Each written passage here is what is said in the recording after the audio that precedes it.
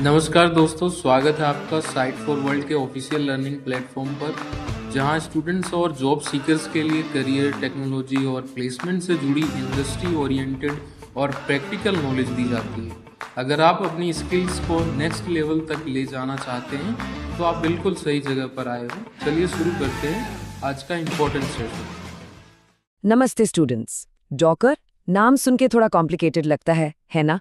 पर टेंशन मत लो। क्या हो अगर मैं कहूं कि इसको हम एक सिंपल सी एनालॉजी से समझेंगे। सोचो, एक बिल्डिंग का ब्लूप्रिंट और फिर उस ब्लूप्रिंट से बनने वाली असली बिल्डिंग, बस यही है डॉकर। चलो देखते हैं ये सिंपल सा आइडिया डॉकर के पूरे कॉन्सेप्ट को कैसे अनलॉक करता है। रेडी हो? तो सबसे पहला सवाल, आखिर डॉकर की जरूरत ही क्यों पड़ी? प्रॉब्लम क्या थी? देखो, पहले के जमाने में एप्लीकेशंस डिप्लॉय करने का तरीका था वन सर्वर वन ऐप। मतलब हर एक एप्लीकेशन के लिए एक पूरा का पूरा नया सर्वर। ऐसे समझो जैसे हर ऐप के लिए एक नया घर खरीदना। कितना इनएफिशिएंट है, सोच सकते हो। रिसोर्सेज की तो जबरदस्त बर्बादी हो रही थी। अच्छा, तो इस प्रॉब्लम को सॉल्व करने के लिए आए वर्चुअल मशीन्स यानी वीएम्स। जैसा आप स्क्रीन पर देख रहे हो, एक ही फिजिकल सर्वर पर कई वीएम्स चल सकते थे। सब ठीक लग रहा है ना? लेकिन इसमें एक बहुत बड़ा कैच था। हर वीएम को अपना पूरा डेडिकेटेड ऑपरेटिंग सिस्टम चाहिए था। मतलब क्या हुआ? अगर 4 एप्लीकेशंस हैं तो 4 अलग-अलग operating systems, CPU, RAM, storage सब अभी भी वेस्ट हो रहा था। प्रॉब्लम पूरी तरह सॉल्व नहीं हुई। समझ आ रहा है ना अभी तक? और बस इसी इनएफिशिएंसी को सॉल्व करने के लिए एंट्री हुई डॉकर के। डॉकर ने एप्लीकेशंस को पैकेज और रन करने का एक बिल्कुल नया, एकदम फंडामेंटल तरीका सामने रखा। देखो, डॉकर का आर्किटेक्चर बड़ा सिंपल है। ये क्लाइंट सर्वर मॉडल पर काम करता है। ऐसे समझो आपके हाथ में टीवी का रिमोट है, वो है क्लाइंट। आपने जो भी कमांड टाइप की, जैसे डॉकर रन, वो रिमोट से बटन दबाने जैसा है। और जो टीवी है, जो असली काम कर रहा है, वो है डॉकर डेमन। तो आप रिमोट से कमांड देते हो और डेमन उसको एग्जीक्यूट करता है। सिंपल है ना, लेकिन बहुत पावरफुल। ओके, अब ध्यान से सुनना। हम डॉकर के 2 सबसे इंपॉर्टेंट कॉन्सेप्ट्स की बात करने जा रहे हैं। पहला है इमेजेस। याद है ना शुरुआत में ब्लूप्रिंट वाली एनालॉजी? बस ये वही ब्लूप्रिंट है। फोकस बना हुआ है। तो ये डॉकर इमेज आखिर है क्या चीज? सिंपल भाषा में ये एक रीड ओनली टेम्पलेट है। मतलब इसको आप बदल नहीं सकते। इसके अंदर कंटेनर बनाने के सारे इंस्ट्रक्शंस लिखे होते हैं। चलो एक और एनालॉजी लेते हैं। अगर कंटेनर एक केक है तो इमेज उस केक की रेसिपी है। रेसिपी से आप 10 केक बना लो, पर रेसिपी तो सेम ही रहती है, राइट? बस वही कॉन्सेप्ट है। तो इसका मतलब क्या हुआ? इसका मतलब ये है कि एक इमेज के अंदर एक एप्लीकेशन को चलाने के लिए जो भी चाहिए सब कुछ होता है। आपका एप्लीकेशन कोड चेक, पाइथन या नोड.जेएस जैसा रन टाइम चेक, सारी जरूरी लाइब्रेरीज और टूल्स चेक, कॉन्फ़िगरेशंस वो भी इसमें है। बेसिकली एक पूरा सेल्फ सफिशिएंट पैकेज, सब कुछ एक जगह। अच्छा, पर सवाल यह है कि ये इमेज बनती कैसे है? ये बनती है एक डॉकर फाइल से। ये एक सिंपल टेक्स्ट फाइल है। अब स्क्रीन पे देखो, इस फाइल की हर एक लाइन, हर एक इंस्ट्रक्शन, जैसे फ्रॉम, रन या कॉपी, इमेज में एक नई लेयर ऐड करती जाती है। ये लेयर्स एक के ऊपर एक स्टैक की तरह जम जाती हैं।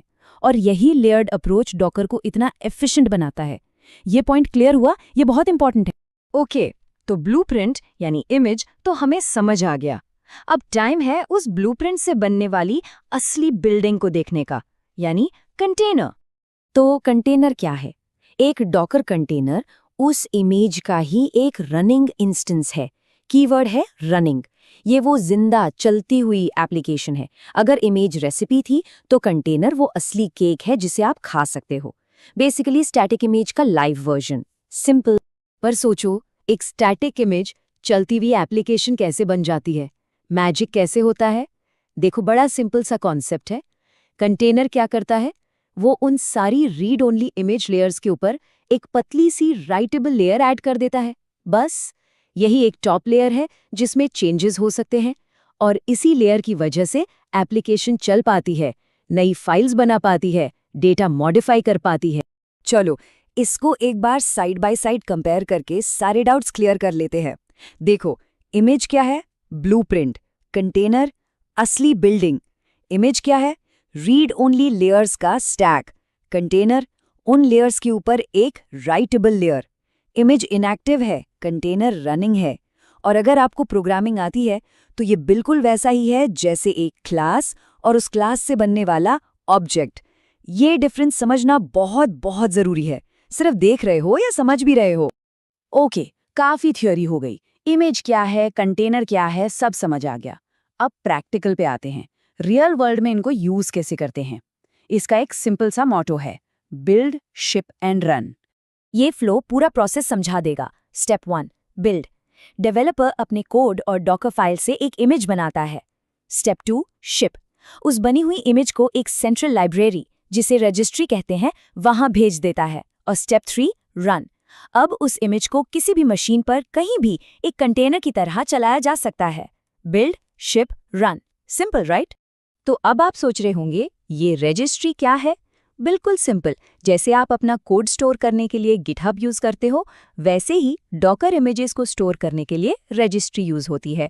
ये एक तरह से इमेजेस की लाइब्रेरी है और सबसे पॉपुलर है डॉकर हब। वहां आपको हजारों प्री बिल्ट इमेजेस मिल जाएंगी।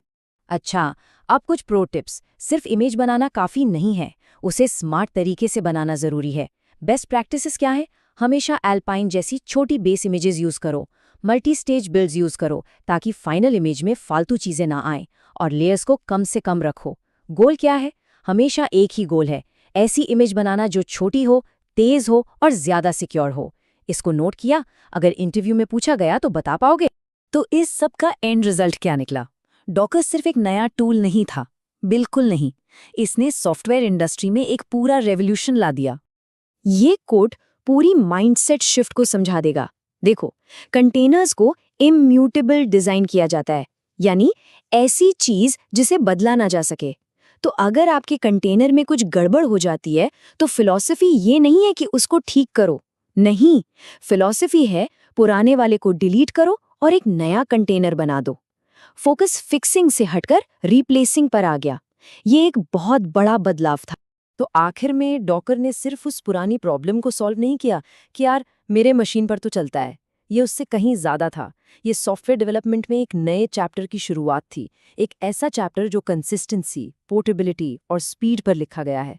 इसने सिर्फ सॉफ्टवेयर बनाने का तरीका नहीं बदला, इसने हमारे चैनल को सब्सक्राइब कीजिए और वीडियो को अपने दोस्तों के साथ शेयर जरूर कीजिए। कमेंट सेक्शन में अपना डाउट या नेक्स्ट टॉपिक लिखना मत भूलिएगा।